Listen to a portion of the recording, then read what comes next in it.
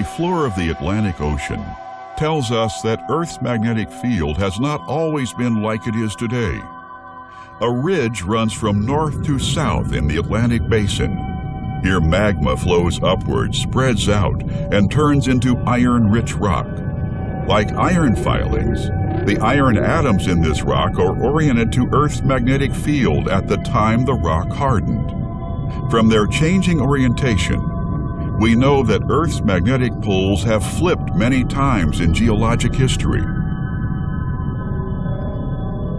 Currently, Earth's magnetic field is decreasing in strength each decade. There could be a reversal of Earth's magnetic poles soon, perhaps in the next 1,000 years. Our advanced civilization depends on electromagnetic fields in communication, transportation, electricity production, and power distribution. When the poles flip, the Earth will be temporarily without its magnetosphere. Astronauts and aircraft passengers could be grounded because there is no magnetic shield to protect them. The next magnetic pole reversal may be destructive and deadly.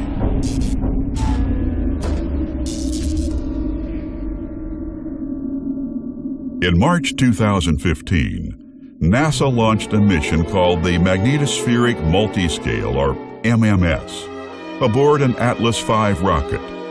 Its mission is to observe the conditions that allow charged particles to penetrate Earth's magnetic shield. Main engine start. 3, 2, 1, 0.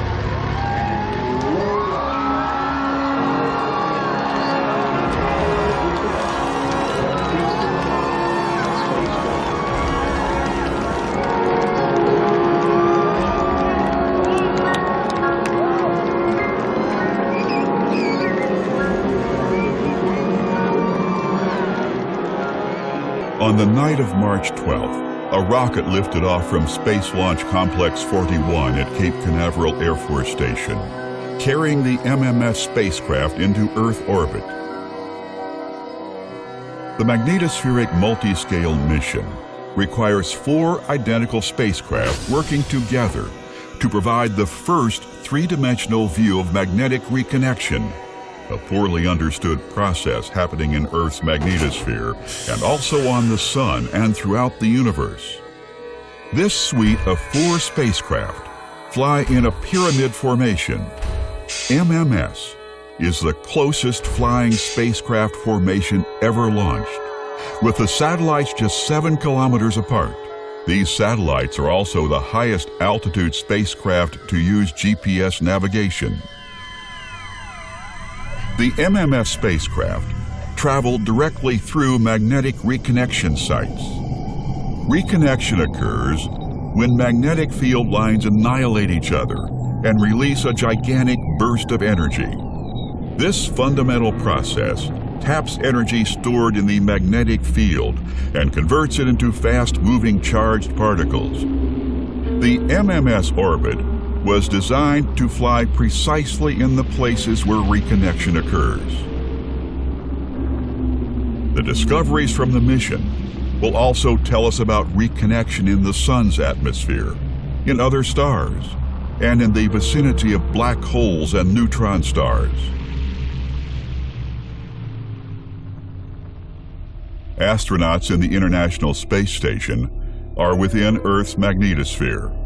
But astronauts leaving Earth's cocoon on their way to the Moon or Mars have no magnetic shield and face a much greater danger.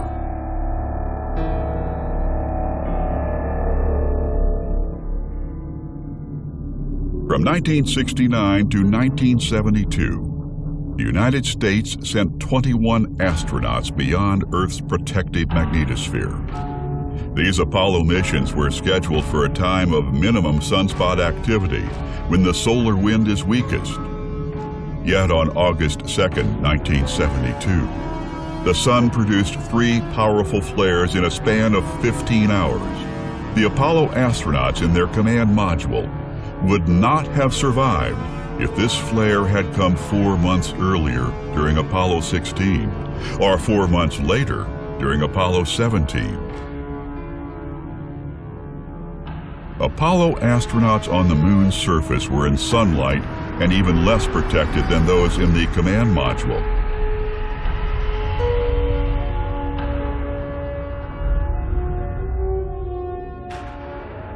Of the inner planets, only Mercury and Earth have magnetospheres.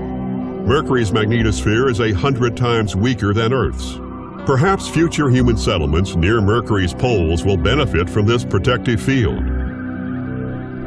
Venus is the size of Earth, but rotates so slowly that no dynamo could form in its core. The solar wind bombards its atmosphere directly.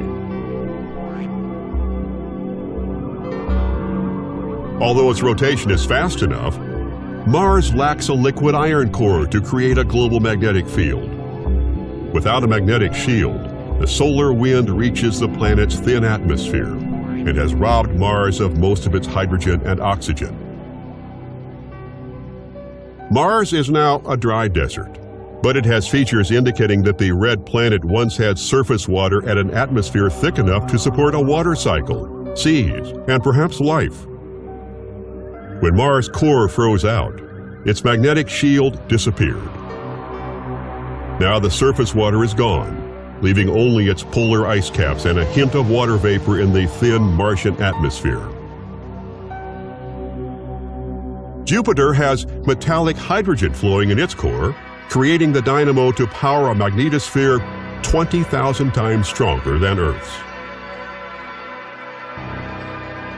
Saturn has a smaller layer of metallic hydrogen than Jupiter's, and therefore a weaker magnetic field. Uranus contains both gases and ices of water, ammonia, and methane. Although this planet rotates on its side, its tilted magnetic shield protects like the other giant planets. Neptune's magnetic field is also strongly tilted, resulting in a lopsided magnetic shield, with its poles occasionally exposed to the solar blast. This is just the beginning of our quest to find magnetic fields beyond our solar system. We can detect the effects of magnetic forces in wavelengths beyond our vision.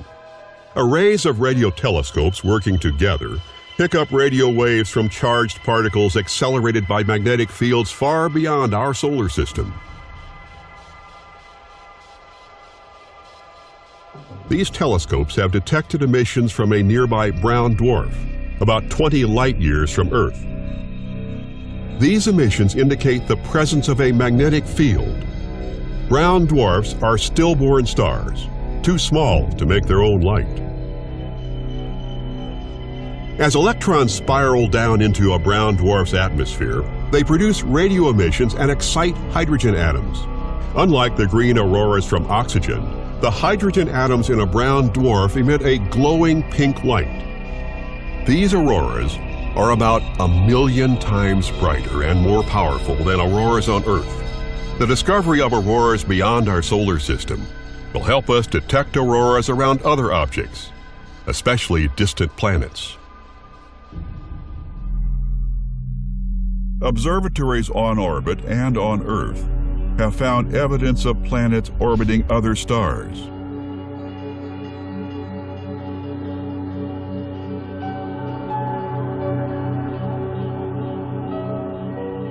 We need to be able to detect magnetic fields at interstellar distances to identify which planets could have conditions suitable for life.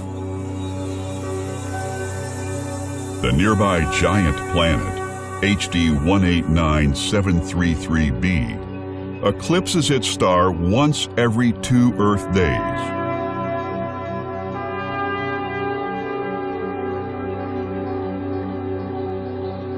When this happens, we see a dip in the star's light caused by the bow shock of its magnetic field, and another dip caused by the planet. This is our first discovery of a magnetosphere around an extrasolar planet. We live in the disk of a barred spiral galaxy of over 200 billion stars. Its spiral arms stretch around us, creating the hazy Milky Way band.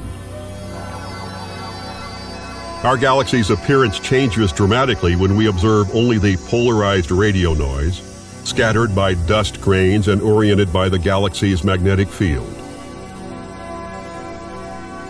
Loops and arches show the direction of the magnetic field lines that outline our galaxy's spiral arms. The dark band marks the center of the galactic plane.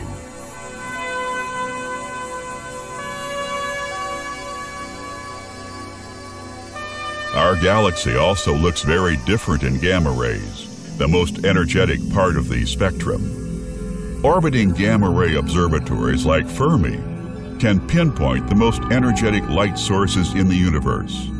These are often collapsed stars with tightly wound magnetic fields focusing the light they emit. The Crab Nebula is the remnant of a supernova explosion that humans saw almost 1,000 years ago. Deep inside the nebula lies the star's rapidly spinning imploded core. Here, an intense magnetic field focuses radiation at the star's magnetic poles, producing a beam of radiation sweeping across space like a lighthouse beacon. Here, the star's magnetic field contains and directs the flow of charged matter. Auroras crown our home world. They promise that our magnetic field still shields us from deadly solar storms, as well as cosmic rays from faraway supernovas. Within our protective cocoon, life has flourished, evolving into more complex forms, and finally giving rise to sentient beings, aware of the magnetosphere, which surrounds and protects the life-bearing Earth below.